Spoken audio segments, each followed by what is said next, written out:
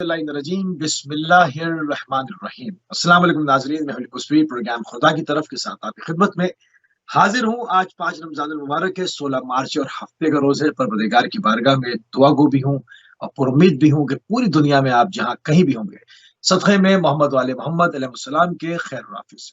नाज़रीन, आपको हमारे प्रोग्राम के फॉर्मेट का इल्म है। इसमें माह मुबारक की अजीम तरीन सातों के ऊपर, अजीम तरीन लहजात और अजीम तरीन घड़ियों के ऊपर जो कुछ हमें तालीमात कुरान करीम के जरिए से और सीरत नबी और अहले बैत अलैहिस्सलाम की फरमादात से मिलती है, उसकी रोशनी में आपकी खिदमत में गुजारिशात अर्ज की जाती है। और इस वक्त हमारे साथ गुफ्तगू करने के लिए मौजूद हैं, यकीनन आपकी शख्सियत किसी तारुफ की मोहताज नहीं है, अल्लामा मिर्जा अस्करी हुसैन साहब हमारे साथ कुवैत सिटी से मौजूद हैं।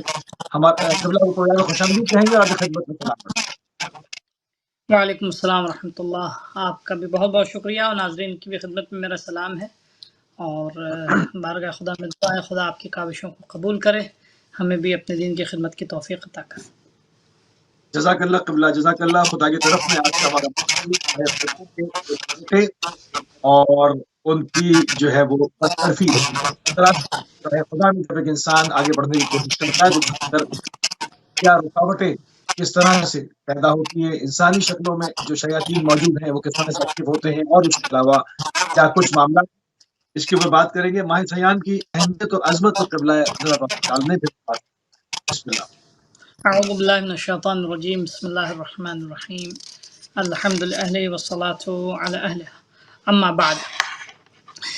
माह मुबारक रमज़ान, आप इसकी अज़मत और इसकी अहमियत के सिलसिले में आप देखें, सिर्फ कुछ ना होता, सिर्फ यही एक जुमला अगर होता तो काफ़ी होता। रसूल खुदा सल्लल्लाहु अलैहि वसल्लम ने माह शाबान के आखिरी जुमे में खुतबा दिया था। यकीनन नाज़रीन ने इससे पहले भी इसकी तरफ इशारा हुआ होगा और सुना होगा उसके चंद फ़क़रात को। आपने उस खुतबे में अपने माह मुबारक रमज़ान की अहमियत, उसकी फ़जीलत और उसके इम्पोर्टेंस, उसके फ़राइज़, उसके आदाब और उसके मकासद को आपने आश्कार किया। तो उसमें एक जुमला जो सबसे इम्पोर्टेंट है हम इंसानों के लिए, हम गुनहगार इंसानों के लिए, अल्लाह रसूल खुदा सल्लल्लाहु अलैहि वसल्लम उसमें ख़िताब करते हैं, क़द दुईतुम फ़ीही इला ज़ियाफ़तिल्लाह।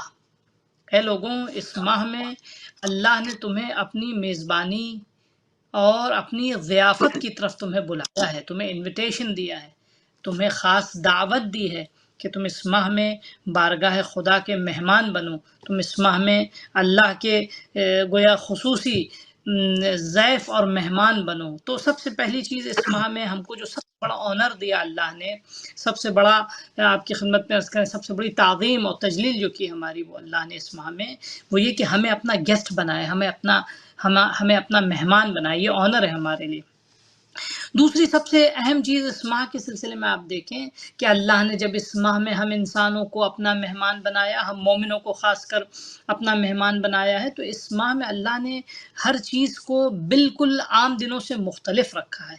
आपकी खिदमत में अर्ज़ करें, इस माह में एक छोटी सी नेकी जो है वो आम दिनों के 1000 कारहाय खैर के बराबर है। इस माह में खामोशी जो है वो आम दिनों में 1000 बार अल्लाह की तस्बीह से बेहतर है। इस माह में आपकी खिदमत में अर्ज़ करें, छोटा सा सदका आम दिनों के बड़े बड़े सदक़ात से कहीं ज़्यादा बेहतर है। इस माह में एक आयत की तिलावत पूरे कुरान मजीद की तिलावत के बराबर है। इस माह में अब ये सब ऑनर्स दिए अल्लाह ने हमें। आपकी खिदमत में अर्ज़ करें, अगर कोई एक छोटा सा सदका भी यहाँ दे देता है इस माह में, जबकि मुस्तहब भी है, माह मुबारक के इब्तिदाई अय्याम तो गुजर चुके कि जैसी हुलूल माह हो, जैसी चाँद की नमदारी हो माह मुबारक रमज़ान की, तो इंसान सदका दे और इस सदक़े से, एक सदक़े से 70,000 बलाओं को खुदा जो है वो मोमिनों से दूर करता है। रिवायत का मफ़हूम मैं आपकी खिदमत में अर्ज़ कर रहा हूँ। तो ये माह जो है, इतनी अहमियत अल्लाह ने, जिस नुक्ते की तरफ मैं लाना चाह रहा हूँ, इतनी अज़मत, इतनी अहमियत जो अल्लाह ने इस माह को दी, उसका सिर्फ एक बुनियादी हदफ व मकसद था, वो ये कि इंसान की तरबियत हो जाए, इंसान की परवरिश हो जाए, इंसान वो इंसान बन जाए कि जिस पे अल्लाह ने फ़ख्र किया था, या उस कम अज़ कम उस राह में आ जाए। यकीनन हम मासूम नहीं बन सकते, यकीनन हमारे औसाफ व किरदार मासूम जैसे नहीं हो सकते, लेकिन हमारी खसलतों में सुधार, ہماری نفس میں پاکیزگی، ہمارے ذہن و روح میں تراوٹ اور تازگی، یہ اس ماہ میں تربیت کے ذریعے بہت امپورٹنٹ ہے، اور یہ فرصت اللہ نے دی ہے، شب و روز اس میں ہمارے لیے تربیت کے مواقع اللہ نے فراہم کیے ہیں۔ میں بھی آپ کی خدمت میں اشارہ کروں گا، امام سجاد علیہ الصلوۃ والسلام نے باقاعدہ امام ماہ مبارک رمضان کے جیسی چاند نمودار ہوتا ہے ویسی ایک دعا ہے جو صحیفہ سجادیہ میں 44 نمبر کی ہے۔ اس کے بعد مطالب کی طرف میں اشارہ کروں گا۔ تو ماہ مبارک رمضان ایک بہترین فرصت ہے اور ایک بہترین وقت اور مناسب وقت ہے ہم انسانوں کی تربیت کے لیے، ہم انسانوں کی جو ہے وہ صحیح راہ میں انسانوں کے آنے کے لیے اللہ نے مواقع فراہم کیے، اس میں اپارچونیٹیز بھی دی۔ اس میں آپ دیکھیں اللہ نے کس طرح خود سے قریب ہونے کے لیے انسان کو اور خود سے نزدیک ہونے کے لیے انسان کو کیسی فرصتیں دی۔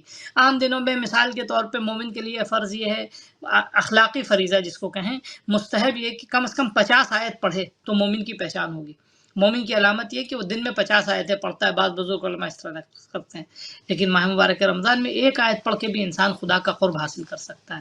ماہ مبارک رمضان میں عام دنوں میں آپ کسی کا پیٹ بھریں، آپ کو اجر و ثواب جو ملے گا ملے گا۔ ماہ مبارک رمضان میں آپ کسی روزے دار کو افطار کے وقت ایک کھجور دے دیتے ہیں اخلاص کے ساتھ، پانی پلا دیتے ہیں ایک گلاس اخلاص کے ساتھ اپنی وسعت اور طاقت کے برابر، تو خدا اس کو آپ کے اور ہمارے درمیان، ہمارے اور جنت جہنم کے درمیان جو بے صلاح فاصلے ہیں اس کو بڑھا دیتا ہے، ہمارے اور جہنم کے درمیان دیوار کھڑی کر دیتا ہے، ایک حائل آ جاتا ہے۔ ایک چھوٹا سا افطار بتائیے اتنی بڑی کیا نام ہے نعمت کا سبب ہوتا ہے کہ جہنم کی آگ کو ہمارے لیے ٹھنڈا کر دیتا ہے۔ ایک چھوٹی سی نیکی اس ماہ میں جو ہے ہمیں خدا سے قریب کر دیتی ہے۔ کہنے کا مقصد کیا ہے؟ یہ ماہ ایک بہترین فرصت ہے ہم انسانوں کے لیے اپنے پروردگار سے نزدیک ہونے کی، ہم انسانوں کے لیے اپنے پروردگار سے قریب ہونے کے لیے۔ ہم اس ماہ میں اگر اپنے خدا سے انہی چھوٹی چھوٹی بڑے بڑے کام بھی انجام نہیں دینے، ہمیں ابھی اس ماہ میں حج پہ نہیں جانا، ہمیں اس ماہ میں ہمیں مثال کے طور پہ پتھر نہیں توڑنے، ہمیں چھوٹے چھوٹے کام سے اللہ نے جو ہے وہ اس ماہ میں اتنی عظیم نعمت دی، اپنا قرب عطا کیا اپنے سے، یعنی ہماری دعاؤں کو یہ تاثیر دی کہ تم پکارو ہم مستجاب کریں گے۔ عام دنوں میں اگر فرض کرے تاخیر بھی ہو تو ان ایام میں اللہ نے ہماری دعاؤں کو یہ عظمت دے دی کہ جیسی ہم دعا مانگتے ہیں فوراً اللہ مستجاب کرتا ہے۔ ہم چھوٹی سی نیکی کرتے ہیں، عام دنوں میں 10 گنا ثواب ملتا ہے، یہاں اللہ نے 70 گنا ثواب عطا کیا ہے۔ یعنی کیا مقصد ہے؟ اس ماہ کی عظمت اور اس ماہ کی فضیلت سب سے بڑی ہم مومنوں کے لیے یہ کہ اللہ نے ہمیں اس میں اپنا میزبان بنایا، ہمیں اپنا مہمان بنایا، ہمارا وہ خود میزبان ہے، کس لیے؟ تاکہ ہم اس ماہ ضیافت میں اس کی بارگاہ سے قریب ہو سکیں، اس کی بارگاہ سے نزدیک ہو سکیں۔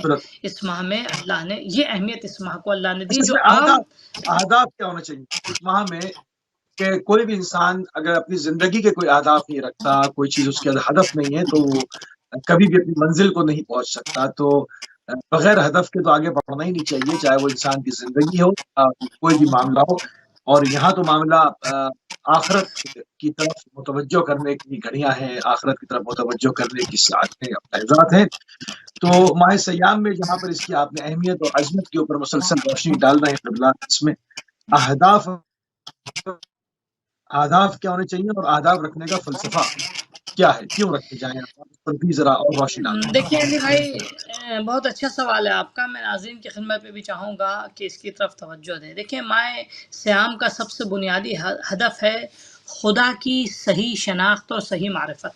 آپ دیکھیں میں ایک آیت آپ کی خدمت میں پڑھتا ہوں، قرآن مجید کی آیت ہے انا اقرب الیہ من حبل الورید، میں اپنے بندے سے اس کی شہ رگِ گردن سے زیادہ قریب ہوں۔ خدا قریب ہے، لیکن ہم کس قدر اس کے قرب کو خود سے محسوس کرتے ہیں، ہم نے کس قدر اس کی نزدیکی کو، اس کے قریب ہونے کو کتنا محسوس کیا ہے۔ ٹھیک ہے، ماہ مبارک رمضان بہترین فرصت ہے اس کی صحیح اس کو پہچاننے کا مطلب کیا ہے؟ دیکھیں اگر انسان جب تک کسی چیز کی خوبصورتی، کسی چیز کے حسن کو نہیں پہچانے گا، اس چیز کو اپنائے گا نہیں، اس چیز کو اپنے گلے سے نہیں لگائے گا۔ ابھی دنیا میں اکثر میں عام باتیں کر رہا ہوں، انشاءاللہ ناظرین جو ہمارے ہیں وہ ایسے نہیں ہوں گے یقیناً، لیکن عام طور سے دنیا میں جو لوگوں کے ذہن میں، حتیٰ مسلمانوں کے ذہن میں ایک پرسیپشن ہے خدا کا، وہ پرسیپشن یہ کہ وہ مالک ہے، خالق ہے، اور مثال کے طور پہ وہ ہر چیز پہ قدرت رکھتا ہے، ایک دور نمائی ہے۔ ایک دور نمائی ہے، لیکن وہ اس بیان میں، اس اقرار میں، اس شہادت میں وہ قرب کا احساس نہیں ہے، یعنی انہوں نے محسوس نہیں کیا خدا کتنا ہم سے قریب ہے، خدا کتنا ہم سے نزدیک ہے۔ اس ماہ میں سب سے بڑی جو کیا نام ہے، سب سے بڑا فلسفہ اس ماہ کا یہ کہ ہم خدا کو صحیح سے پہچان لیں، خدا کی ہم صحیح سے معرفت حاصل کر لیں۔ خدا کی صحیح معرفت حاصل کرنے کا مطلب صرف یہ نہیں کہ وہ ہے ہم پہچان لیں، نہ، یہ تو دنیا جانتی ہے، تو کافر بھی جانتے ہیں۔ لئن سألتهم من خلق السماوات والارض ليقولن اللہ، تم کافروں سے بھی ہم جا کے پوچھیں گے کہ ان زمین و آسمان کا خالق کون ہے، تو وہ کہیں گے اللہ خالق ہے۔ یعنی اس کا یہ خدا ہے، خدا کائنات کا بنانے والا ہے، یہ ہمیں نہیں محسوس کرنا، یہ معرفت ہمارے لیے کافی نہیں ہے۔ یہ معرفت ایک کافر بھی جانتا ہے، ہر ایک انسان جانتا ہے، ایک منکر خدا بھی جو ہے، یا مثلا ہم جس خدا کی عبادت کرتے ہیں اس خدا کا منکر بھی، ایک مشرک بھی اس ایمان پہ باقی ہے نا۔ ہمیں خدا کی معرفت اس طرح حاصل کرنی کہ اس کو اپنی زندگی میں محسوس کر سکیں۔ جیسے انسان کسی چیز کو پہچان لیتا ہے تو اس کو محبت ہو جاتی ہے، اس سے عشق ہو جاتا ہے، لگاؤ ہو جاتا ہے، ٹھیک ہے، تو پھر انسان اس کو اپنے گلے سے لگاتا ہے۔ کیسے؟ مثال کے طور پہ ہم اپنی اولاد کو اپنے گلے سے لگاتے ہیں، اپنے ماں باپ کو اپنے گلے سے لگاتے ہیں۔ حج میں جو لوگ جاتے ہیں، حج کے بعد اللہ نے قرآن مجید میں ارشاد فرمایا کہ فَاذْكُرُوا اللَّهَ كَذِكْرِكُمْ آباءَكُمْ أَوْ أَشَدَّ ذِكْرًا، اللہ نے تشبیہ دی ہے کہ حج کے مناسک، فَإِذَا قَضَيْتُم مَنَاسِكَكُمْ، جب تم اپنے مناسک کو انجام دے دو تو اللہ کو یاد کرو۔ کس طرح یاد کرو؟ جس طرح تم اپنے ماں باپ کو یاد کرتے ہو، اشد و ذکر، یا اس سے زیادہ بھی شدید۔ اللہ نے تشبیہ کو سوچ کے دی ہے، اور اس میں اس کی حکمت، فلسفہ پوشیدہ ہے۔ یعنی کیا؟ یعنی انسان کو جس طرح ماں باپ سے اپنے لگاؤ ہوتا ہے، ماں باپ سے اپنے عشق ہوتا ہے، ماں باپ سے محبت ہوتی ہے، وہ انسان کی جو ماں باپ کا لحاظ کرتا ہے تو کس قدر جو ہے وہ ماں باپ کا پاس و لحاظ کرتا ہے، ان کی دیکھ ریکھ کرتا ہے، کوشش کرتا ہے وہ خوش رہے، کوشش کرتا ہے کہ ان کو اذیت نہ ہو، کوشش کرتا ہے کہ وہ ناراض نہ ہو، کوشش کرتا ہے کہ وہ ان کے دل میں کوئی رنجش نہ آئے۔ کس لیے؟ کیونکہ وہ ان سے محبت کرتا ہے۔ خدا کے فَاذْكُرُوا اللَّهَ كَذِكْرِكُمْ آبَاءَكُمْ وَأَشَدَّ ذِكْرًا، اللہ کو اپنے اس طرح یاد کرو جیسے تم اپنے آبا و اجداد کو یاد کرتے ہو، یا اس سے زیادہ بھی شدید۔ یعنی کیا مطلب؟ یعنی خدا کی یاد اور خدا کی معرفت اور خدا کی پہچان، وہ معرفت اور پہچان ہو کہ جس میں عشق ہو، جس میں محبت ہو، جس میں ابھی آپ کی خدمت میں ایک مثال دیں کہ آپ دیکھیں عشق خدا جو ہے، یعنی سب کچھ انسان کو دیوانہ نہیں بناتا ہے، انسان عشق خدا میں سب کچھ بھول جاتا ہے۔ اکثر ناظرین نے اس سلسلے میں سنا ہوگا، میں مولا کائنات کی یہ فضیلت آپ سب نے سنی ہوگی کہ جب آپ جو ہیں وہ آپ نماز میں تھے تو آپ کے پیر سے تیر نکال لیا گیا۔ ہم لوگ آرام سے پڑھ لیتے ہیں اور بہت کیا نام ہے، ایک دوسرے زاویے سے بہت سے لوگ سوچنے لگتے ہیں کہ ہاں وہ تو معصوم تھے، ان کے پیر سے نکل گیا تیر۔ نہ، انسان کے جب پیروں میں تیر رہتا ہے تو انسان کو تکلیف ہوتی ہے، اذیت ہوتی ہے، لیکن کیا وجہ تھی کہ جب نماز میں گئے مولا کائنات اور نماز میں جب خدا سے ہم کلام ہوئے تو سب کچھ بھول کے کچھ درد، کسی درد کی طرف آپ کی توجہ نہیں۔ یہ کیا تھا؟ یہ عشق خدا تھا، یہ والہانہ خدا سے لگاؤ جو تھا، خدا کی معرفت تھی، خدا کا انس تھا کہ اس قدر اس انس میں یعنی محو ہو گئے، ہم غافل ہونے کا لفظ بھی استعمال نہیں کریں گے، اس قدر اس انس میں محو ہو گئے کہ اپنے درد کو بھی بھول گئے۔ امام سجاد علیہ السلام کے لیے ملتا ہے، شیطان سانپ کی شکل میں آیا، آپ کے انگوٹھے کو چبا رہا تھا، لیکن آپ اس قدر جو خدا کی بندگی میں محو تھے کہ آپ کو احساس بھی نہیں ہوا۔ یعنی کہنے کا مقصد یہ ہے کہ انسان اس سے محبت کرے، عشق کرے۔ یہ ماہ جو ہے ایک بہترین فرصت ہے۔ آپ دیکھیں ماہ مبارک رمضان کی جو دعائیں ہیں، چاہے دعائے افتتاح ہے، چاہے دعائے ابو حمزہ ثمالی ہے، یا دعائے سحر ہے، واقعی یہ دعائیں عجیب، میں اپنے ناظرین سے گزارش کروں گا کہ ان دعاؤں کو پڑھیں نہیں ثواب حاصل کرنے کے لیے، بلکہ پلیز میری ریکویسٹ ہے آپ ان کا ترجمہ پڑھیں، ٹھیک ہے۔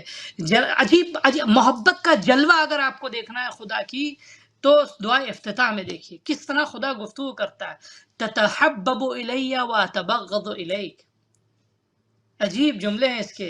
امام معصوم فرماتے ہیں خدایا تو مجھ سے محبت کر رہا ہے، فاتبغض الیک، اور میں تو تجھ سے بغض کر رہا ہوں، میں تجھ سے دوری اختیار کر رہا ہوں، ٹھیک ہے۔ تتوجہ الی، تو میری طرف توجہ کر رہا، فولی عنک، میں تجھ سے رخ گردانی کر رہا ہوں، کان لیتطول علیک، گویا کہ میں تجھ سے بے نیاز ہو جاؤں گا، آپ دیکھیں محسوس کریں، اس جملے میں حب کا احساس کریں.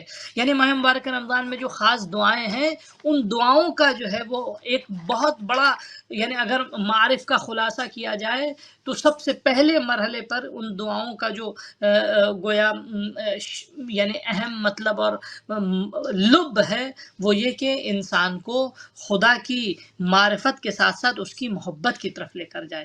دیکھیں انسان کب خدا کے دین کا وفادار ہو سکتا ہے؟ ہمیں اس سے اندازہ ہوگا ماہ مبارک رمضان کا فلسفہ کیا ہے. کب انسان خدا کے دین کا وفادار ہو سکتا ہے؟ کب انسان فرائض خدا کا جو ہے وہ پائیدار ہو سکتا ہے؟ کب پابند ہو سکتا ہے؟ ہم اکثر بہت سے لوگوں کو کھینچ کے لے کر آتے ہیں، ہم بہت سے لوگوں کو کھینچ کے لے کر آتے ہیں، آؤ نماز کے لیے آؤ. ہم زبردستی کہتے ہیں کہ یہ نیکی کرو، ہم زبردستی کہتے ہیں کہ روزہ رکھو، ہم زبردستی کہتے ہیں یہ کام نہ کرو یہ کام کرو. نہ عزیزو، اگر ان کے دل میں معرفت خدا آ جائے تو ان کو زبردستی کرنے کی ضرورت نہیں ہوگی. اگر اس کا عشق انسان کے دل میں آ جائے کہ وہ کس قدر ہم پہ احسان کرنے والا ہے. آپ جانتے ہیں عجیب دعا ہے، دعا افتتاح کے عجیب جملے ہیں کہ خدایا جب میں گناہ کر کے بھی تیری بارگاہ میں جاتا ہوں تو تیری رحمت و تیرا کرم مجھے لالچ دلاتا ہے کہ میں گناہوں کے بعد بھی، اتنی تجری اور اتنی جسارت و جرأت کے بعد بھی تیری بارگاہ میں آ کے تجھ سے مانگوں، بار بار طلب کروں، بار بار تیری بارگاہ میں. یعنی عجیب عشق ہے اس دعا میں، عجیب لطف و کرم ہے. تو یہ ایک بہترین فرصت جو ماہ مبارک رمضان کی ہے، میں چاہ رہا ہوں ناظرین ہمارے اس کی طرف توجہ کریں کہ سب سے پہلی بہترین فرصت ہے ماہ مبارک رمضان میں اپنے خدا کو صحیح سے پہچانے انسان، اور پہچاننے کے بعد اس سے عشق کرے. جب انسان کو خدا سے عشق ہو جائے گا تو پھر انسان کو جو ہے وہ بھوک نہیں لگے گی، بلکہ اس کو بہت ساری یعنی سیرابی سے اچھی لگے گی. یہ بھوک پیاس نہیں لگے گی. بہت سارے انسان جو ہے وہ جب اس پانی پی کر جب سیراب ہو جائے گا، جب کھانا کھا کے سیر ہو جائے گا، تو وہ سیر ہونا اور سیرابی کے بعد جو انسان کی تربیت، آپ لاکھ اس کو اچھائی سکھا دیں لیکن خیرات، تمام خوبیوں کا مرکز اور تمام خوبیوں کا منبع اور منشا، جب تک وہ جو کان ہے، معدن ہے، جو مائنز ہے خوبیوں کی، یعنی ذات خدا، اگر اس سے آشنا نہ کرائیں گے، اس سے معرفت نہیں کرائیں گے تو اس انسان کی تربیت نہیں ہو بعض سکتی. لوگوں کو حلاوت محسوس نہیں ہوتی، اس کی کیا وجہ ہے؟ بعض دیکھیے لوگوں اس کی کو وجہ یہ کہ عبادت ہم روٹین وائز ہم سمجھتے ہیں کہ روٹین ہے ماہ مبارک رمضان میں بھوکا رہ لینا. نہ عزیزوں، یہ ہرگز میں ناظرین کی خدمت پہ کہوں گا، ماہ مبارک رمضان میں بھوکا رہنا، پیاسا رہنا یہ روٹین نہیں ہے. ہمیں جلدی جلدی قرآن مجید ختم کر لینا، اور ہم نے 2 بار قرآن ختم کیا، 5 بار قرآن ختم کیا. نہ، خداوند عالم نے اس ماہ کو اس لیے نہیں بھیجا ہے کہ ہم کچھ عادتوں کی جو ہے وہ اسی طرح ہم پیروی کریں جیسے ہم سالہ گزشتہ میں کرتے تھے. نہ، ماہ مبارک رمضان اس خدا کو پہچانیے، اس کے عشق کو پہچانیے. یہ مہینہ تربیت کا ہے تاکہ اس ماہ کے بعد جب یہاں ہم نے معرفت حاصل کر لی، یہاں ہم نے پہچان لیا، یہاں ہماری تربیت ہو گئی، تو دوسرے مہینوں میں ہم اس کی اچھے طریقے سے بندگی کر سکتے ہیں، ہم اس کی محبت کو محسوس کر سکتے ہیں، ہم اس کے قرب کو محسوس کر سکتے ہیں.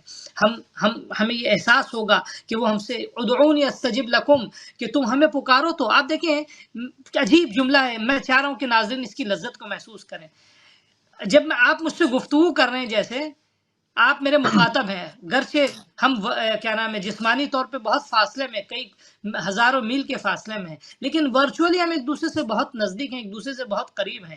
آپ ہمیں دیکھ رہے ہیں، ہم آپ کو دیکھ رہے ہیں، آپ کی بات کو میں محسوس کر رہا ہوں، میری بات کو آپ محسوس کر رہے ہیں. اسی طرح ناظرین جو اس کو دیکھیں گے، پروگرام کو یا دیکھ رہے ہیں، ان کے لیے بھی یہی ایفیکٹس آئیں گے، یہی کیفیت ہوگی کہ وہ اتنے فاصلوں کے باوجود بھی ہمیں ایک دوسرے سے بہت قریب محسوس کریں گے. آپ دیکھیں جب ہم قریب سے محسوس کرتے ہیں، گفتگو کرتے ہیں، میں آپ کو آپ کہہ رہا ہوں تو یہ اس آپ کو آپ محسوس کر رہے ہیں، یا آپ مجھ سے اگر خطاب کر رہے ہیں تو میں آپ کے خطاب کو محسوس کر رہا ہوں اور میں اسی کے مطابق ریاکٹ کر رہا ہوں. آپ دیکھیں اس قرآن کی اس جملے میں کتنی بلاغت ہے اور کتنا قرب ہے. ادعونی استجب لکم، یعنی جیسے ہم خدا کے سامنے بیٹھے ہیں، خدا ہم سے کہہ رہا ہے میرے بندو تم مجھے پکارو تو میں تمہیں جواب دوں گا. اور قرآن چیخ بھی نہیں رہا ہے، قرآن میں کوئی وہ شور و غل بھی نہیں ہے. جیسے ہی ہم اس کی کتاب کو کھولتے ہیں، یہ آیت ہمارے سامنے آتی ہے، فوراً خدا کہتا ہے ادعونی، ہمیں پکارو تو، تم ہمیں بلاؤ تو، تم اس استجب لکم. یعنی کیا خداوند عالم چاہتا ہے اس ماہ میں بندہ اس قرب کو محسوس کر سکے. اگر انسان اس قرب کو محسوس کر لے گا تو بہت ساری سرگردانیوں سے دور رہے گا. انسان وہ انا اقرب الیہ من حبل الورید، میں انسان کی شہ رگ گردن سے زیادہ اس سے قریب ہوں، اتنی قربت کو محسوس کرے نا. جب انسان اتنی قربت کو محسوس کرے گا تو پھر ایک عجیب کیفیت اس کی زندگی کی ہوگی، اس کی زندگی میں ایک عجیب حلاوت ہوگی، ایک عجیب چاشنی ہوگی، ایک عجیب مٹھاس ہوگی. تو ماہ سیام جو ہے، میں اپنے ناظرین سے سب سے پہلے یہ کہنا چاہ رہا ہوں، ماہ سیام جہاں بہت سارے کاموں کو اپنے ساتھ رکھتا ہے، بہت سارے کام جو عام دنوں میں ہم کم کرتے ہیں وہ اس ماہ میں ہم زیادہ کرنے لگتے ہیں، وہ ساری عبادتیں، ساری نیکیاں اپنی جگہ، لیکن ماہ سیام میں سب سے پہلا گام اور سب سے پہلا قدم جو ہم مومنوں کے لیے، ہم اس ماہ میں اللہ کے مہمانوں کے لیے ضروری یہ ہے کہ ہم جس کے گھر مہمان بن کے گئے ہیں اس کو صحیح طریقے سے پہچان لیں. یاد رکھیے، اگر ہم اس کو صحیح طریقے سے نہیں پہچانیں گے، اگر اس کی صحیح معرفت نہیں ہوگی ہمیں، تو بہرحال ہماری بندگی میں بھی، ہماری عبادت میں بھی وہ تبدیلی نہیں آ پائے گی، وہ لذت نہیں محسوس کر پائیں گے. ہمیں سب سے جب پہلے کیا خدا کی کرنا راہ میں آگے ہے؟ بڑھیں، جب خدا کی راہ میں جی آگے بڑھیں تو یقیناً اس میں رکاوٹیں آتی ہیں. اب کہا ہی جاتا ہے کہ اس جی ماہ میں شیطان قید ہے، تو اس ماہ میں جی روکنے والا کون ہے؟ انسان کا اپنا نفس یا کوئی ایسے اور بھی کچھ ہے؟ دیکھیں، انسان جب خدا کی راہ میں قدم بڑھاتا ہے تو یقیناً جیسے کہ آپ نے کہا رکاوٹیں آتی ہیں، تو یقیناً روایات بھی کہتی ہے کہ اس ماہ میں اللہ جو ہے وہ شیطان کو قید کر لیتا ہے. لیکن آپ دیکھیں، میں ایک چیز اور عرض کرتا چلوں، ناظرین کے لیے بھی امپورٹنٹ ہے، تاکید ہے روایات میں کہ ماہ سیام سے پہلے ماہ رجب اور ماہ شعبان کے روزے رکھے جائیں. ٹھیک ہے، بلکہ رسول خدا ماہ رجب سے ماہ سیام کا، ماہ مبارک رمضان کا جو ہے وہ اہتمام کرنے لگتے تھے. کس لیے؟ تاکہ انسان جو ہے ان 60 دنوں میں اپنے نفس کی اس طرح تربیت کر لے تاکہ وہ بری خصلتیں، بری عادتیں جو انسان کے اندر تھیں وہ اس مہینے میں انسان کے اندر باقی نہ رہے. تو یہ جو انسان اس ماہ میں اگر کبھی کبھی نیکیوں سے انسان پیچھے رہ جاتا ہے، یا بعض نیکیوں کے آگے انسان کا نفس رکاوٹ بن جاتا ہے، اس وجہ سے کہ انسان نے اپنے نفس کو پالش نہیں کیا، انسان نے اپنے نفس کی تربیت نہیں کی ہے، انسان نے جو ہے وہ خود کو اپنے نفس کو جو ہے وہ اس مرحلے پہ گامزن نہیں کیا ہے کہ وہ اللہ کی معرفت کے ساتھ جو ہے اس مضبوطی کے ساتھ ثابت قدم رہے کہ وہ شیطان کے حربے سے محفوظ رہے. کبھی کبھی ہوتا ہے، آپ نے دیکھا ہوگا کہ انسان کو چوٹ جو ہے وہ 2 دن پہلے لگی ہے لیکن درد 2 دن بعد ہوتا ہے. ٹھیک ہے، کیا مطلب اس کا ہوتا ہے؟ یعنی وہ تکلیف، چوٹ 1-2 دن پہلے لگی، تکلیف کا احساس 2 دن بعد ہو رہا ہے. یہی حال ہوتا ہے شیطان کے زہر کا. شیطان انسان کے زہر میں انسان کے نفس میں جو زہر اپنا گھولتا ہے، تو ماہ سیام میں تو وہ شیطان جو ہے وہ قید رہتا ہے، لیکن انسان کے نفس میں جو زہر گھولا ہوا ہے وہ زہر اپنا اثر دکھاتا ہے. ماہ سیام قید سے مراد جی قید سے مراد واقعی کیونکہ فزیکل قید یا اس کے وسوسے قید ہوتے ہیں؟ کیونکہ ایک ملک میں نہیں، چاند قید کسی صرف تاریخ کو ہو رہا ہے، ایک قید ملک آپ میں کی تاریخ خدمت میں کسی تاریخ کو ہو رہا ہے. نہیں یہاں ایک ملک میں جی چاند کسی تاریخ پر ہے، ایک ملک میں بعد میں ہے، تو مطلب وہ پکڑا کہاں پہ جا رہا ہے؟ مطلب لوگ اس پر کنفیوز رہتے ہیں، آیا اس کا وسوسہ قید ہے یا وہ فزیکل قید ہے؟ دیکھیے، اب آپ کی خدمت میں عرض کریں، چاند اگر کہیں حکومت نے نکالا ہے تو اس کی تو بات نہیں کر سکتے ہم، حکومت والے چاند کی تو کوئی بات ہی نہیں. لیکن جہاں چاند اللہ نے نکالا آسمان میں، ٹھیک ہے، تو کیونکہ ہیں بہت سے لوگ اپنی بہت سی حکومتیں اپنی مصلحتوں کے پیش نظر اپنے 1 دن پہلے، 2 دن پہلے، کبھی چاند عید کے چاند چاند کا مختلف اعلان بھی کر ہوتا ہے دیتی نا، ہیں. مختلف بھی ہوتا ہے نا، افریقہ جی کا اور بالکل آسٹریلیا کا صحیح. اور اس میں جو ڈسٹینس ہے وہ تو فرق ہے نا. جی بالکل صحیح. وہ اب ایک تو میں کیا عرض کرنا چاہ رہا ہوں، ایک مرتبہ حکومت نے اناؤنس کیا اللہ کی مرضی کے بغیر اپنی مشیت کے مطابق، تو وہ تو الگ سی بات ہے. لیکن رہی بات اس کے علاوہ، آپ دیکھیں جیسے فرض کیجئے آسٹریلیا میں مثال کے طور پہ کسی ملک میں چاند دیکھا گیا، یو ایس میں چاند دیکھا گیا، آسٹریلیا میں چاند نہیں دیکھا گیا. مثال کے طور پہ مڈل ایسٹ میں چاند دیکھا گیا، لیکن فرض کیجئے یو ایس میں چاند نہیں دیکھا گیا، افریقہ میں چاند نہیں دیکھا گیا. تو ایک تو چاند نہ دیکھنے کی وجہ یہ شیطان نہیں ہے، چاند نہ دیکھنے کی وجہ بادل ہو سکتی ہے. بادل مثلا وہاں آسمان صاف نہیں ہے اس لیے چاند نہیں دیکھا گیا. ایک چیز اور، ایک بہت امپورٹنٹ جو ناظرین کے لیے جو اکثر چاند میں کنفیوژن ہوتا ہے کہ فرض کیجئے فلاں لوگوں کا تو آج، فلاں ملک کے لوگوں کی تو آج پہلی ماہ مبارک ہے لیکن ہماری پہلی مبارک نہیں ہے، پہلی تاریخ نہیں ہے. فلاں ملک کے لوگوں کی آج عید ہے، ہماری عید نہیں ہے. دیکھیں، مراجع تقلید جو ہمارے ہیں ان کے درمیان جو نظریات میں مثال کے طور پہ کبھی کبھی اختلاف پایا جاتا ہے، جو ان کی تحقیق کے سبب ہے، جو ان کی علمی لیاقتوں کے سبب ہے، نہ یہ کہ آپس میں وہ جھگڑتے ہیں۔ فرض کیجیے آیت اللہ خوئی کا کہنا تھا کہ وہ علاقے کے جہاں رات اور دن ایک ہے، یا دن کا کوئی حصہ یا رات کا کوئی حصہ ملتا ہے، تو ان علاقوں میں سے کسی ایک میں اگر رویت ہو جائے، چاند دیکھ لیا جائے، تو دوسرے علاقے والوں کے لیے کہ جو رات یا دن کے حصے میں ملتے ہیں ان کے لیے چاند ہو جائے گا۔ یہ آیت اللہ خوئی کا مبنی تھا، لیکن ان کے بعد آغا سیستانی کا یہ مبنی نہیں ہے، امام خمینی علیہ الرحمہ کا یہ نظریہ نہیں ہے۔ اب آج کے دور میں فرض کیجئے آغا خامنائی کا کہنا یہ ہے کہ آپ ٹیلیسکوپ سے بھی چاند کو دیکھ سکتے ہیں، خوب ٹیلیسکوپ کی رصد دور تک ہوتی ہے۔ آغا سیستانی فرماتے ہیں کہ آپ کو نیوڈ آئز سے دیکھنا ہے۔ تو اب فرض کیجئے کسی علاقے میں ٹیلیسکوپ سے چاند دیکھا گیا تو ان کے لیے رویت ہو گئی، کسی علاقے میں فرض کیجئے دن اور رات ملتا ہے، آغا خوئی کے مقلدوں کے لیے یہ تو مسئلہ چاند کا ہو گیا نا، میں چاند کے مسئلے کی جی نہیں، میں بات ہی کر رہا ہوں کہ زمین پر دو کیلنڈر تو ہوں گے، کیونکہ زمین بالکل بہت بڑی ہے، تو اس میں ایک جگہ پر چاند ہو گیا اور ایک جگہ پر دوسری دن ہوا، تو اس میں لوگ کنفیوز رہتے جی ہیں کہ شیطان پکڑا کہاں پہ گیا۔ نہیں، وہ تو دیکھیے جس دن چاند جہاں پہلے ہو گیا وہاں شیطان کو پہلے اللہ جکڑ لے گا۔ اب یہ شیطان پکڑے جانے کا مطلب، جکڑے جانے کا مطلب بھی تھوڑا سا واضح ہونا ضروری ہے، اس کو بھی ہاں وہی ناظرین وہی سمجھ وہی لیں کیا کہ کس معنی میں اس کی زنجیریں آتی ہیں شیطان کے۔ دیکھیں آپ کی خدمت میں عرض کریں، کبھی کبھی تو یہ ہے کہ وائرس جو آسمان فضاؤں میں پھیل رہا ہے، آپ نے اس کو سنک کیا اور آپ نے اس کو سک کر لیا اور آپ نے وائرس کو بند کر دیا ایک بوٹل میں، ٹھیک ہے، یا ایک سیکیور جگہ پہ آپ نے وائرس کو محدود کر دیا۔ کبھی کبھی وائرس کو آپ محدود نہیں کرتے ہیں بلکہ اپنے ارد گرد ویکسین لگا کے اپنے اندر حصار لگا لیتے ہیں، تو جس ویکسین کے سبب جو ہے شیطان، یعنی آپ کہتے ہیں نا کبھی کسی شخص کو آپ اس کے گھر میں قید کر دیں، ٹھیک ہے، یعنی کیسے وہ گھر میں آپ اس کو جیل میں نہیں ڈال رہے، زنجیروں میں نہیں جکڑ رہے، لیکن وہ اپنے گھر میں محدود ہو گیا ہے۔ یہی حال شیطان کا ہوتا ہے۔ اس ماہ میں اللہ نے اس ماہ کی برکتوں اور عظمتوں کے سبب اس قدر حصار باندھ رکھا ہے اس ماہ میں کہ یعنی شیطان صاف اس صاف، حصار کے اندر آنے کی ضرورت نہیں کرتا۔ یعنی اس کو عام جی فہم الفاظ میں یوں سمجھ لیں کہ جہاں جہاں چاند ہوتا رہے وہاں وہاں اس کا ایکسس بند ہوتا رہا، جن جن ممالک میں اس کا چاند ہوتا ایکسس گیا بند ہو جاتا، اس اس کا کا ایکسس بند ہوتا رہتا ہے، اللہ کی رحمتوں کا نزول ہونے لگتا ہے، یعنی اللہ کے دروازے کھلنے لگتے ہیں۔ میں خود ناظرین سے کہوں گا، آپ نے بھی اس چیز کی طرف غور کیا ہوگا، ماہ مبارک رمضان کا چاند جیسے ہی نمودار ہوتا ہے، ایک عجیب سی فضاؤں میں تبدیلی سی محسوس ہونے لگتی ہے، ایک عجیب سی روحانیت کا احساس انسان کے اندر آنے لگتا ہے۔ اسی روحانیت کے احساس کو وہ ویکسین کہتے ہیں کہ جو انسان کو شیطان کے شر سے پروٹیکٹ کرتا ہے، انسان کو شیطان کے شر سے بچاتا ہے، اور یہی شیطان کو انسان سے جو ہے وہ دور کرتا ہے، یہ ویکسین بن جاتا ہے۔ یہ فضا جو ہے، مثال کے طور پہ آپ خود سوچئے، عام دنوں اس قدر اللہ نے اجر و ثواب اور اس قدر نعمتیں فضا میں اپنی جو ہے وہ معلق کر دی ہیں، انسان خاموش بیٹھا ہے۔ اب آپ سوچئے نفسیاتی طور پہ انسان اپنے آپ کو ویکسین نہیں سمجھے گا، خاموش بیٹھا ہے، کچھ نہیں کر رہا ہے، صرف سانس لے رہا ہے خاموش بیٹھے۔ خدا کہتا ہے تمہاری خاموشی کو ہم اس ماہ میں اپنی تسبیح قرار دیں گے۔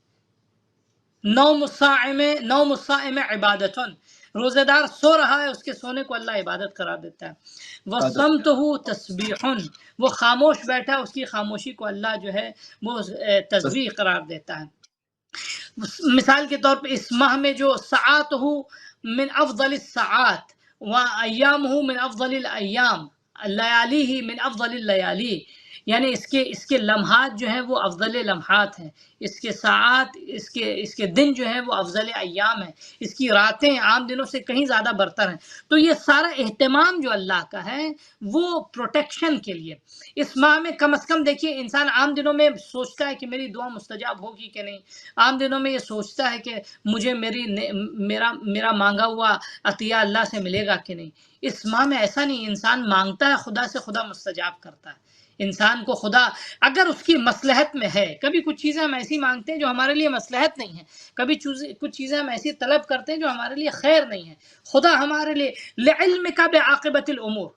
امام سجاد اب وہ دعا افتتاح میں ایک مقام پہ جب ہم دعا کرتے ہیں تو لعل الذی ابطا عنی، اس میں ہم دعا یہ کہتے ہیں خدایا جب کیا نام ہے، جب میں نے تیری بارگاہ میں دعا کی اور تو نے اس میں تاخیر کی، عتبت بجہلی، میں نے اپنے جہل کی بنا پر، اپنی نادانی کی بنا پر تیری بارگاہ میں جو ہے وہ کیا نام ہے شکوہ کیا. گویا عتاب کا مطلب تو کچھ اور ہوتا ہے، میں ترجمہ کروں شکوے کا. تیری بارگاہ میں شکوہ کیا اور گویا جو ہے وہ شکوے سے لب گشائی کی.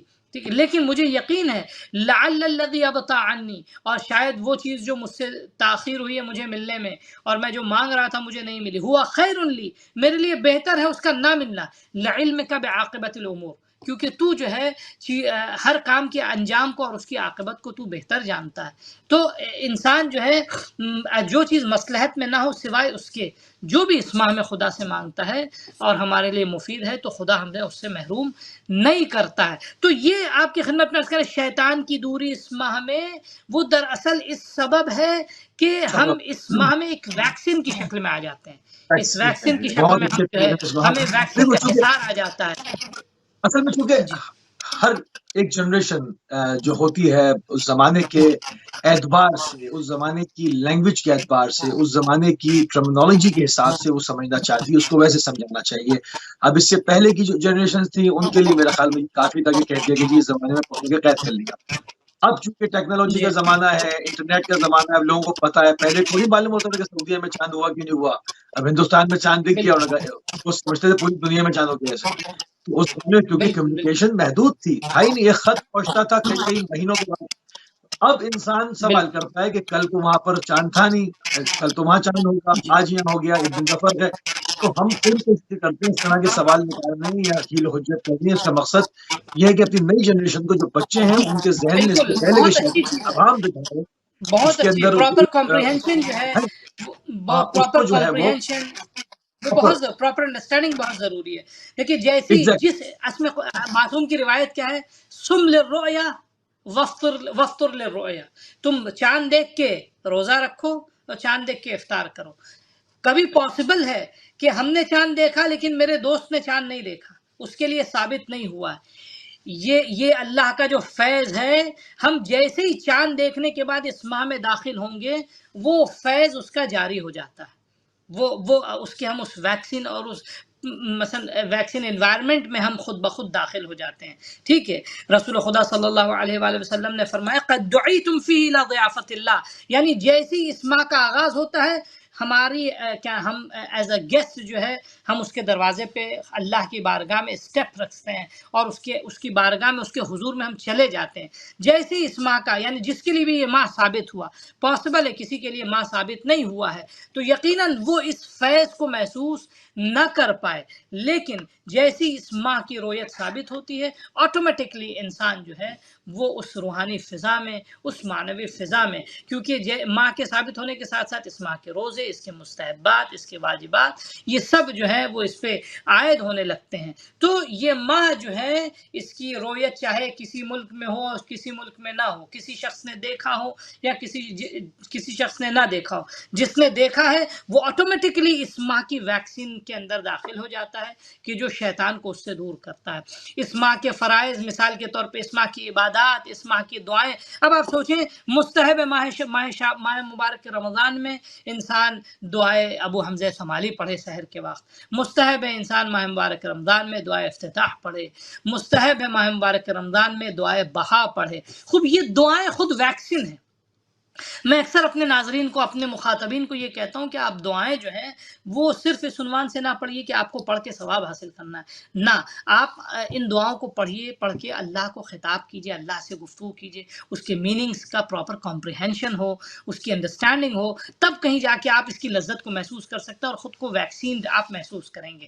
انلیس، کیونکہ جب انسان اتنی دعائیں کا مفہوم اس طرح پڑھتا ہے تو اپنے آپ کو بہت امیون سمجھنے لگتا ہے، بہت زیادہ پھر وہ مایوسی کی فضا سے باہر نکلنے لگتا ہے، پھر انسان بہت زیادہ جو ہے کمزوری کی فضا سے اندر سے اس کو قوت ملنے لگتی، طاقت ملنے لگتی. تو یہ طاقتیں، یہ قوتیں جو ہیں وہ انسان کو خدا سے قریب کرتی ہیں. خود روزہ رکھتا ہے، اور عام دنوں میں انسان 1 گھنٹے بھوکا نہیں رہ سکتا، عام دنوں میں انسان 2 گھنٹے بھوکا نہیں رکھ سکتا ہے، لیکن خود یہ نیت انسان کے اندر مؤثر ہوتی ہے. خود اللہ کے لیے 12 گھنٹے، 16 گھنٹے، 18 گھنٹے، بعض ملکوں میں 22 گھنٹے فرض کیجئے اگر انسان بھوکا رہتا ہے، اللہ کے لیے اتنی دیر تک بھوکا رہنا یہ کوئی معمولی بات نہیں ہے. خود یہ نیت انسان کے لیے امیونٹی کو بوسٹ کرے گی، روحانی اور معنوی امیونٹی کو اس کے اچھا، اندر بوسٹ بعض کرے گی. لوگ ٹائم خود یہ ٹیبل کی بات کرتے ہیں کہ کس طرح سے ایک روٹین بنایا جائے، آپ خدا کی طرف آگے بڑھیں ہیں. اس میں ٹائم ٹیبل کتنا کارگر ہے، اور دوسرے طریقے کہ کس طرح سے خدا کے قرب کو زیادہ سے زیادہ حاصل کیا جائے، زیادہ سے زیادہ اس سے قریب ہوا جائے. اور قریب بمانے اس کی قربت کیا ہے، اس میں بھی روشنی ڈالیے گا. دیکھیں آپ کی خدمت میں عرض کر، سب سے پہلے میں قربت کیا ہے یہ بتا دوں. قربت یعنی کبھی بھی خود کو خدا کے حضور سے دور نہ سمجھنا. امام خمینی علیہ الرحمہ کا بہت اچھا جملہ تھا، عالم محضر خداست. یعنی کیا؟ یعنی کیسے فرض کیجئے ایک بچہ ہے، کس طرح اپنے بزرگ کو، اپنے سرپرست کو جب اپنے سامنے دیکھتا ہے تو ایک قوت سی محسوس ہوتی ہے اس کو. وہ احساس تنہائی نہیں کرتا، احساس ضعف و کمزوری نہیں کرتا، ٹھیک ہے، بلکہ اس کو ضرورت کچھ ہوئی اس نے اس سے مانگ لیا، کہیں تکلیف ہوئی اس نے اس کو جا کے بتا دیا، کوئی مشکل ہوئی جو ہے وہ اس سے جا کے ہم کلام ہو گیا، گفتگو ہو گیا. یہ کہتے ہیں احساس قرب. ٹھیک ہے، تو سب سے پہلے خود کو خدا سے اتنا قریب انسان کب خود کو محسوس کرے گا؟ جب اسے پہچان لے، جب اس کی معرفت ہو جائے، جب انسان کو اس کی طاقت کا اندازہ ہو جائے، اس کی قدرت کا اندازہ ہو جائے، جب اس کی قوت کا اندازہ ہو جائے، اس کے وعدوں کا. میں اکثر دوستوں سے کہتا ہوں، مخاطبین سے اپنے کہتا ہوں کہ آپ کوشش یہ کیجئے کہ خدا کی معرفت اتنی ہو جائے آپ کو کہ آپ اس کے وعدوں پہ یقین کر لیں. آپ کو اس کے وعدوں پہ یقین ہو جائے، یعنی خدا نے جو بھی وعدہ کیا ہے وہ پورا کرے گا. اس نے جتنے بھی وعدے کیے تھے اس نے پورے کیے، اور جو وعدہ اس نے کیا ہے وہ پورا کرے گا.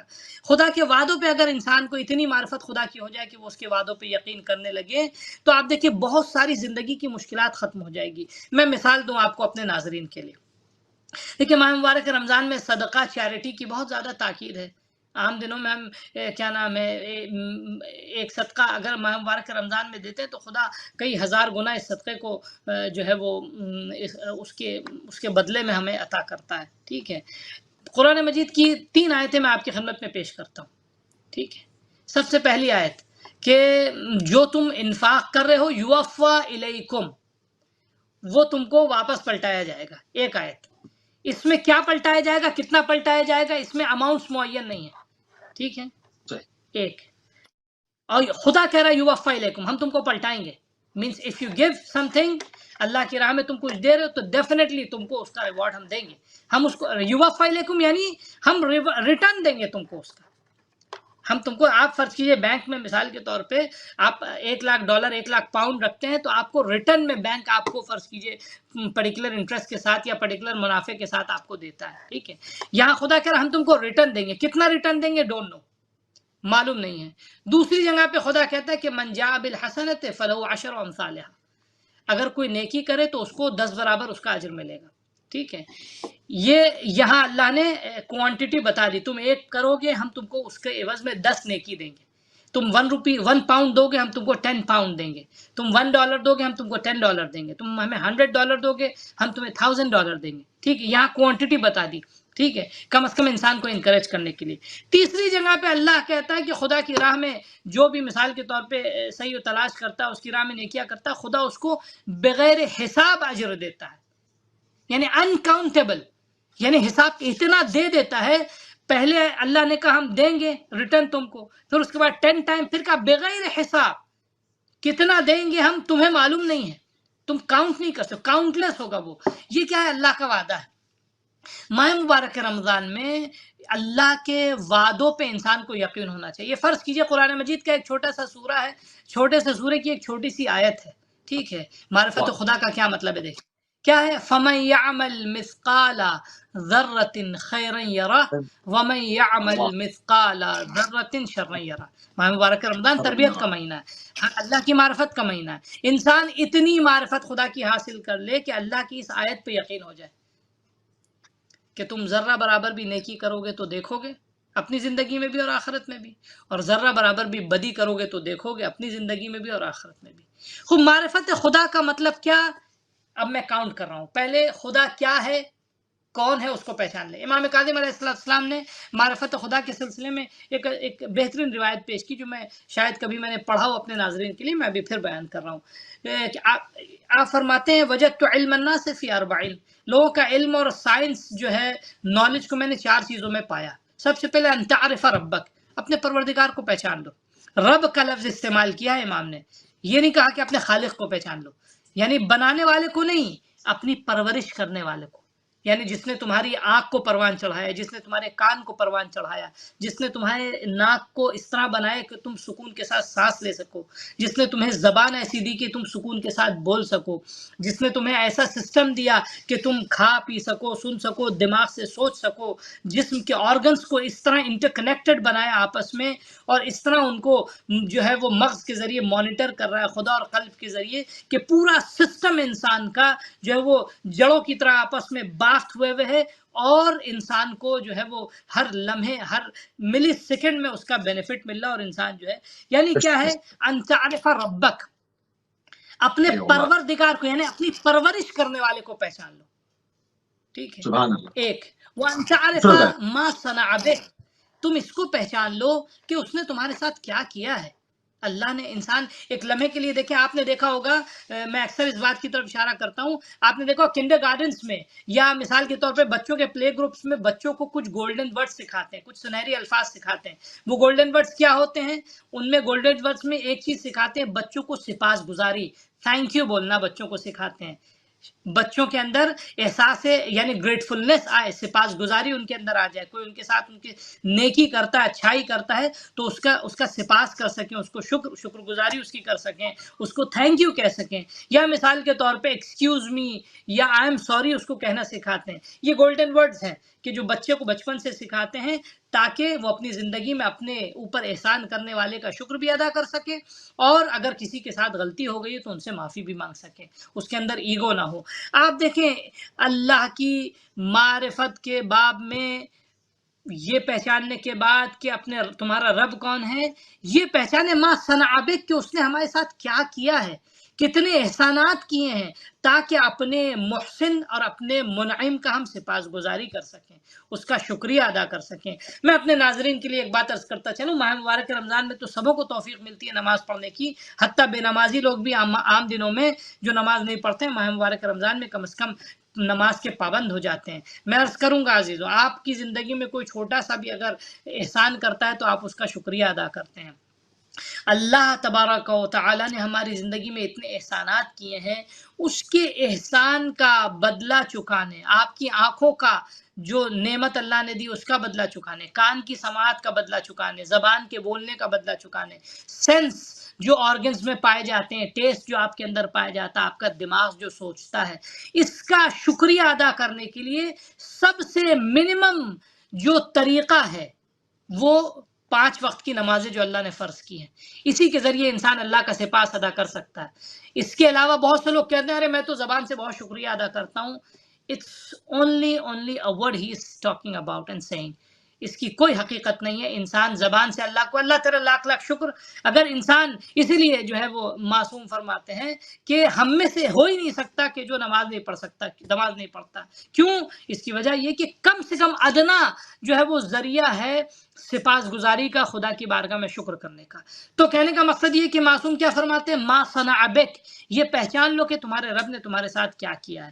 تیسری چیز ما اراد منک، تم سے تمہارا پروردگار کیا چاہتا ہے۔ چوتھی چیز ما یخرجک عن دینک، کیا چیز تم کو تمہارے دین سے خارج کر دیتی ہے۔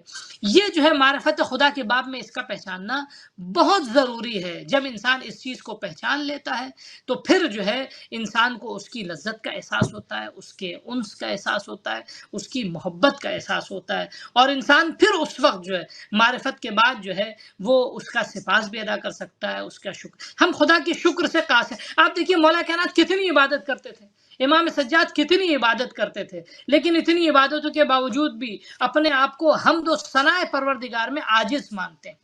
خدایا میری زبان عاجز ہے تیری حمد و ثنا کرنے سے۔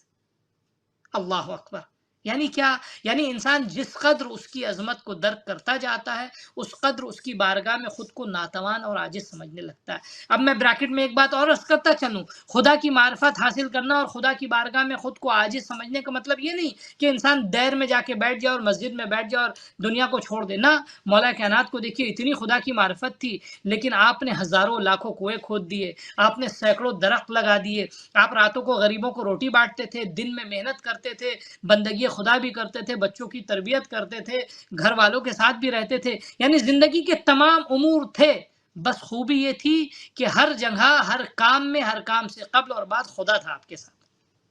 بے شک تو خدا کی معرفت کا مطلب ماہ مبارک رمضان میں یہ نہیں ہے کہ انسان گوشہ نشین ہو جائے، سب کچھ چھوڑ دے، سب کو بھول جائے۔ نہ، معرفت خدا انسان کی زندگی کو ایک نیا رنگ عطا کرتی ہے۔ معرفت خدا انسان کی زندگی کو، اسی معاشرے میں رہ کے انسان جو ہے، اسی معاشرے میں جہاں لوگ دوسری نگاہ سے اس دنیا کو دیکھتے ہیں، انسان معرفت خدا کے بعد اس دنیا کو صبغت اللہ یعنی اللہ کے رنگ میں دیکھتا ہے۔ ومن احسن من اللہ صبغۃ، اور اللہ سے بہترین کوئی اور دوسرا رنگ معرفت انسان حاصل کر لے کہ خود پروردگار کے قریب محسوس کرے اور اپنے پروردگار کے فرائض کو، اس کو ٹوکنا نہ پڑے، اس کو جھنجھوڑنا نہ پڑے کہ تم ادا کرو، بلکہ اس کا نفس خود آمادہ ہو کہ میں اپنے محسن کی بارگاہ میں جا رہا ہوں۔ آپ اسی لیے دیکھیے، دعا جو نماز سے پہلے پڑھی جاتی ہے، تکبیرۃ الاحرام بے سے شک پہلے اس میں دعا کیا پڑھتے ہیں؟ یا محسنو قد اتاک المسی۔ اس محسن کے لفظ میں ایک لذت پائی جاتی ہے، یعنی وہ شخص جو عبادت کے لیے جا رہا ہے وہ معرفت خدا کے بعد خدا کو اپنا محسن مانتا ہے کہ میرے محسن، میں تیری بارگاہ میں اپنی کوتاہیوں کے ساتھ آیا ہوں، میں تیری بارگاہ میں سجدہ ریز ہونے کے لیے آیا ہوں، تو میرا محسن ہے لیکن میں تیرے احسان کا بدلہ نہیں چکا پا رہا ہوں۔ اس احساس کے ساتھ انسان کو پھر کھینچنا نہیں پڑتا ہے، پھر مسجد میں زبردستی لانا نہیں پڑتا ہے، بلکہ یہ احساس اس کا کہ میں اپنے محسن کے پاس جا رہا ہوں، اس کو اس کی بندگی کے اوپر آمادہ کرتا ہے۔ اللہ اللہ۔ اچھا، جب انسان کو حلاوت ایمانی محسوس ہو جانے لگے اور جو اس کو سمجھنے لگے، اس کو مزید آگے کیا کرنا چاہیے؟ کس طرح سے اپنے کو پروٹیکٹ کرنا چاہیے؟ آخری 5 منٹ اب ہے ہاں، ہمارے پاس۔ اب دیکھیے، اب یہ معرفت میں اس میدان کے آنے کے بعد بہرحال اس کو خطرہ بھی تو رہتا ہے۔ انسان اب کوشش کرے کہ اس معرفت کو اپنے ہاتھ سے جانے نہ دے۔ معرفت کے بعد کا دوسرا مرحلہ آتا ہے بصیرت کا۔ انسان اپنے اندر معرفت کے بعد بصیرت انسان کے لیے یعنی کیا؟ اس حقیقت کا نام ہے کہ جس میں معرفت کے بعد اس راہ میں ثابت قدم رہے۔ بہت سے لوگ جانتے ہیں مولا کائنات کو، فرض کیجئے آج کے زمانے میں جتنا مومنین نہیں جانتے ہیں بہت سارے، اس سے کہیں زیادہ اس زمانے میں طلحہ و زبیر جانتے تھے۔ طلحہ و زبیر کو مولا کائنات کی معرفت تھی، حتیٰ مولا کائنات کے دشمنوں کو مولا کائنات کی اتنی معرفت تھی، لیکن نتیجے میں کیا ہوا؟ معرفت تو تھی، ان کے پاس بصیرت نہیں تھی، اور ان کے پاس وہ دید، وہ نگاہ نہیں تھی، لہٰذا وہ گمراہی کی طرف چلے گئے۔ لیکن آپ دیکھیں، انسان کو اگر بصیرت ہو تو انسان، رسول خدا کے ساتھ جتنے بھی لوگ جنگ میں آئے تھے، ٹھیک ہے، سارے لوگوں کو رسول خدا اور خدا کی معرفت تھی، لیکن بصیرت نہیں تھی ان کے پاس، وہ چشم، وہ نگاہ نہیں تھی، وہ قدموں میں ثابت قدمی نہیں تھی، اسی لیے رسول خدا کو میدان جنگ میں چھوڑ کے چلے گئے۔ میدان جنگ میں رسول خدا کو اکیلے چھوڑ دیا، تنہا مولا کائنات بچے۔ کیوں؟ کیونکہ مولا کائنات کے پاس صرف معرفت نہیں تھی، صرف پہچان نہیں تھی، معرفت کے ساتھ ساتھ بصیرت تھی۔ اس راہ میں ثابت قدم رہنے کے لیے خود کو البتہ پروٹیکٹ کرنا بھی بہت ضروری ہے۔ یعنی کیسے؟ فرض کیجئے آپ ایک جنگل سے گزر رہے ہوں یا ایک باغ سے گزر رہے ہوں کہ جس کے دونوں طرف خار کا درخت ہے، کانٹوں کا درخت ہے، تو آپ اگر اپنے فرض کیجئے ململی کپڑے پہن کے جا رہے ہیں یا ریشمی کپڑا کوئی پہن کے جا رہا ہے تو کوشش کرتا ہے اپنے لباس کو اس طرح سمیٹے تاکہ کانٹوں کی نوک اس کے لباس میں نہ لگے۔ صحیح۔ بس یہی حال ہوتا ہے اہل ایمان کا معرفت و خدا کے بعد، اس کی زندگی میں کانٹے بہت سارے ہوتے ہیں، اس کو اپنی زندگی میں کانٹوں سے اپنے آپ کو سمیٹ کے اور بچا کے آگے بڑھانا ہے۔ اب اس کے بعد وہ کیسے ہوگا، کیسے ممکن ہوگا؟ انسان اپنے ایمان کو کیسے قوی کرے، اپنی معرفت کو کیسے قوی کرے؟ اپنے آپ کو عبادات کا پابند بنائے، اپنے آپ کو واجبات کا پابند بنائے، اپنے آپ کو مثال کے طور پہ تلاوت کلام مجید کا پابند بنائے۔ مستقل آپ دیکھیں بہت سے لوگ کہتے ہیں کہ آپ کو مستقل اینٹی بائیوٹک یا مستقل جو وٹامنز لینا چاہیے، ہر روز وٹامنز لیجیے تاکہ آپ کی باڈی جو امیونز رہے، اور ڈیفیشٹس جو ہوتا ہے وٹامنز کا، وہ وٹامنز کی ٹیبلٹ اور کیپسولز کے ذریعے جو ہے وہ وٹامنز کا ڈیفیشٹ آپ کے بدن میں دور ہو جائے، آپ کا بدن بوسٹڈ رہے وٹامنز سے۔ یہ دعائیں مثال کے طور پہ روایت میں ہے کہ ایک مومن کی پہچان یہ ہے کہ وہ مثال کے طور پہ دن بھر میں بعض علماء نے کہا کہ 50 آیتیں پڑھتا ہے وہ قرآن مجید کی۔ یہ کیا ایک بوسٹر ہے انسان کے لیے۔ یا مثال کے طور پہ 70 مرتبہ استغفار کہتا ہے، ٹھیک ہے، یہ ایک بوسٹر ہے انسان کے لیے۔ یا فرض کیجئے امام کاظم علیہ السلام فرماتے ہیں کہ ہمارا شیعہ وہ ہے کہ جو دن بھر میں اپنے نفس کا محاسبہ کرے۔ میں نے مفہوم پیش کیا روایت کا، آپ فرماتے ہیں کہ ہمارا وہ شیعہ نہیں ہے کہ جو اپنا محاسبہ نہ کرے۔ تو یہ کیا ہے؟ یہ انسان جو ہے اپنے ایمان کو پروٹیکٹ کر رہا ہے، محاسبہ کر رہا ہے۔ روایت کہتی ہے ان رأى حسنة فیزیدھا، اگر نیکی دیکھی اپنے کاموں میں تو اس کو بڑھائے گا، اگر برائی دیکھی تو اس کو دور کرے گا خود سے۔ یعنی ہر وقت اپنے اوپر توجہ رکھنا، ہر وقت اپنے آپ کو پروٹیکٹ کرنا، بازار معاملات میں پروٹیکٹ کرنا، گفتگو میں پروٹیکٹ کرنا۔ آپ کی خدمت میں عرض کریں، مولا کائنات جب رسول خدا خطبہ دے رہے تھے ماہ مبارک رمضان کی فضیلت کو بیان کرتے ہوئے ماہ شعبان کے آخری جمعے میں، تو آپ نے اس ماہ کی فضیلتیں جب بیان کر دی تو مولا کائنات نے رسول خدا سے پوچھا کہ یا رسول اللہ، فقمت، میں کھڑا ہوا، قال امیر المومنین علیہ الصلوۃ والسلام، فقمت، میں کھڑا ہوا، فقلت یا رسول اللہ، میں نے کہا رسول خدا سے، ما افضل الاعمال فی هذا الشہر، اے اللہ کے نبی اس مہینے میں سب سے بہترین عمل کیا ہے؟ تو فقال یا ابا الحسن، رسول خدا صلی اللہ علیہ وسلم نے فرمایا، اے ابا الحسن، افضل الاعمال فی هذا الشہر الورع عن محارم اللہ عز وجل، بہترین عمل اس ماہ میں کیا ہے؟ انسان اپنے آپ کو، یعنی معرفت خدا کے بعد انسان اپنے آپ کو گناہوں سے اور اللہ کی نافرمانیوں سے دور کرے۔ ورع یعنی خود کو پروٹیکٹ کرنا، خود کو بچانا۔ تو یہ کیا ہے؟ معرفت خدا کے بعد اس ماہ میں یہ جو جب انسان اپنے آپ کو گناہوں سے بچائے گا تو خود بخود اس کے اندر روحانیت بڑھتی جائے گی، خود بخود اس کے اندر معنویت بڑھتی جائے گی۔ اس کے بعد دوسرا کام جو ہمارے ناظرین کریں اس ماہ میں اپنی معرفت اور اپنے ایمان کو بچانے کے لیے، دیکھیں ایمان کے لیے سب سے بڑا ڈینجرس وائرس کیا آپ جانتے ہیں؟ ایمان کے لیے سب سے بڑا وائرس ہے گناہ۔ سب سے بڑا وائرس ایمان کے لیے کیا ہے؟ انسان کا گناہ۔ جیسے انسان گناہ کرنے کا مطلب کیا ہوتا ہے؟ جب انسان گناہ کرتا ہے تو گناہ انسان کو خدا سے دور کر دیتا ہے۔ گناہ انسان کے دل میں ایک سیاہ نقطہ ایجاد کر دیتا ہے۔ گناہ انسان کے اندر سے دعاؤں کی لذت کو چھین لیتا ہے۔ گناہ انسان کے اندر سے، جو شخص گناہ کرتا ہے اس کو نماز شب کی لذت سے خدا محروم کر دیتا ہے، یعنی خود بخود یہ گناہ انسان کو محروم کرنے لگتا ہے۔ تو سب سے بڑا ڈینجرس وائرس جو معرفت خدا کے لیے ہے وہ گناہ ہے۔ انسان خود کو گناہوں سے بچائے۔ رسول خدا نے کیا فرمایا کہ الورع عن محارم اللہ، اللہ کے محارم سے خود کو بچانا یہ بہترین عمل ہے ماہ مبارک رمضان میں، ٹھیک ہے۔ اس کے بعد کیا فرماتے ہیں کہ اب یہ گناہوں کے بہت سارے راستے ہوتے ہیں، ان گناہوں میں کون سے گناہوں کے راستوں پہ اگر انسان کنٹرول کر لے، آپ دیکھتے ہیں نا، جیسے فرض کیجئے آپ کے گھر میں چور، دروازہ کھلا رہے گا تو چور آئے گا، اگر آپ نے اس دروازے کو بند کر لیا تو چور نہیں آئے گا۔ آپ نے چاروں طرف سے لاک کر دیا دروازے کو تو چور آپ کے گھر میں داخل نہیں ہوگا، کیونکہ سیلڈ ہے، ہر طرف سے لاک لگا ہوا ہے، چور کے اندر آنے کی جرأت نہیں ہوگی۔ کچھ چیزیں ہیں کہ اگر وہ ڈورز کھلے رہیں تو شیطان انسان کے اندر آ سکتا ہے اور معرفت خدا سے انسان کو دور کر سکتا ہے۔ وہ ڈورز کیا ہیں؟ میں بہت سارے ڈورز ہیں، ان میں سے ایک ڈور آپ کو بتاؤں۔ مولا کائنات یعنی رسول خدا جو ہے وہ اسی خطبے میں فرماتے ہیں کہ وَاحْفَظُوا أَلْسِنَتَكُمْ، توجہ کیجئے ناظرین، اس کی طرف غور کریں، وَاحْفَظُوا أَلْسِنَتَكُمْ وَغُضُّوا عَمَّا لَا يَحِلُّ النَّظَرُ إِلَيْهِ أَبْصَارَكُمْ وَعَمَّا لَا يَحِلُّ الْإِسْتِمَاعُ إِلَيْهِ أَسْمَاعَكُمْ۔ 3 ڈورز ہیں شیطان کے کہ جو انسان کو خدا کی معرفت سے دور کر دیتے ہیں، جو انسان کو خدا کی رحمت سے دور کر دیتے ہیں۔ سب سے پہلا ڈور ہے انسان کا زبان، اس کی۔ انسان اگر اپنی زبان کو حق کی راہ میں کھولے تو یہ جو ہے انسان کے لیے جنت کا راستہ ہے، خدا کی طرف کا راستہ ہے۔ اگر انسان اسی زبان سے جھوٹ بولے، اسی زبان سے کسی کو اذیت پہنچائے، اسی زبان سے کسی کو تکلیف پہنچائے، اسی زبان سے کسی کو درد پہنچائے۔ مولا کائنات فرماتے ہیں رب کلمۃ اشد من صولۃ، کہ کبھی کبھی ایک حرف جو ہے، ایک کلمہ جو ہے، وہ نشتر کے دھار سے بھی زیادہ تیز جو ہے وہ اثر رکھتا ہے تکلیف میں۔ تو کیا ہے یہ زبان جو ہے انسان کو، روایت میں بھی ہے کہ یہی زبان قیامت کے دن جو ہے وہ یعنی انسان کو کتنے گناہوں، کتنے عذاب میں مبتلا کرے گی، یہ زبان انسان کی مبتلا کرے گی۔ ہماری زبان سے کسی کو اذیت نہ پہنچے، ہماری زبان سے ہم غلط بیانی نہ کریں۔ کبھی کبھی انسان کی خاموشی اس کو جنت لے جاتی ہے، زبان بند کرنا، اور کبھی کبھی زبان کا بند کرنا اس کو جہنم میں لے جاتا ہے۔ کب انسان اس زبان سے جہنم میں جاتا ہے اور شیطان کے دام میں آتا ہے؟ اس وقت کہ جب انسان کو حق کے لیے زبان کھولنی ہے، زبان نہ کھولے، انسان خاموش رہے۔ ٹھیک ہے، تو کہنے کا مقصد یہ ہے کہ وَاحْفَظُوا أَلْسِنَتَكُمْ، اس ماہ میں تم اپنی زبانوں کو محفوظ کرو۔ یعنی ایک ڈور ہے جہاں سے شیطان انٹر کر سکتا ہے، ایک ونڈو ہے جہاں سے شیطان انٹر کر سکتا ہے، ایک ہول ہے کہ جہاں سے شیطان آ سکتا ہے۔ تم اس ہول کو بلاک کرو، اس ڈور کو سیل کرو، اس ونڈو کو سیل کرو، اس ڈور کو بند کرو، تو شیطان کے شر سے محفوظ رہو گے۔ دوسرا ڈور جو شیطان کا وہ نگاہ ہے۔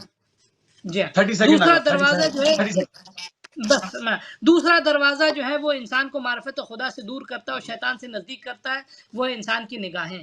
معصوم فرماتے ہیں کہ وہ چیزیں جو حرام ہیں اس ماہ مبارکہ میں ہم کو تمرین کرنی چاہیے۔ وہ لوگ جو اس طرح کی حرام، میں انشاءاللہ کبھی دوسرا موقع ملا تو آپ کو بتاؤں گا کہ کیسے ہم کیا پریکٹس کریں۔ تو سب سے پہلے دوسرا دروازہ جو وہ انسان کی نگاہ ہے، کہ جو انسان کو خدا سے دور کر دیتی ہے اور شیطان سے قریب کر دیتی ہے۔ اور اگر انسان اس نگاہ کو بچا لے اپنی، تو انسان خدا سے قریب ہو جاتا ہے، شیطان سے دور ہو جاتا ہے۔ ایک چیز اور میں بتا دوں، یہ دیکھیں اس کی مثال جو ہے ایک مثلا کیا نام ہے، ڈائریکشن پہ جانے والی گاڑی کی ہے۔ فرض کیجئے اب آپ نے گھر سے نکلے، آپ کو 100 کلومیٹر کے ڈسٹینس تک جانا ہے، تو جتنا آپ 100 کلومیٹر کی طرف بڑھتے جائیں گے، آپ اپنے گھر سے دور ہوتے جائیں گے۔ وہی حال یہاں بھی ہے، ہم جس قدر شیطان سے قریب ہوتے جائیں گے، خدا سے دور ہوتے جائیں گے۔ ہم جس قدر خدا سے قریب ہوتے جائیں گے، شیطان سے دور ہوتے جائیں گے۔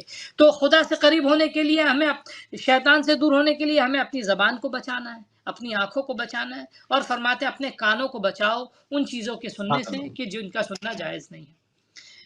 یہ آج اختصار کے ساتھ میں نے عرض کیا، انشاءاللہ کبھی آئندہ موقع ملا تو مزید اس کی وضاحت آپ کی خدمت میں پیش کریں گے۔ فی الحال اپنی دعاؤں میں یاد فرمائیے گا، شاد و آباد رہیے گا، ماہ مبارک کی توفیقات آپ کے شامل حال رہیں۔ السلام علیکم ورحمۃ اللہ۔ جزاک اللہ قبلہ، جزاک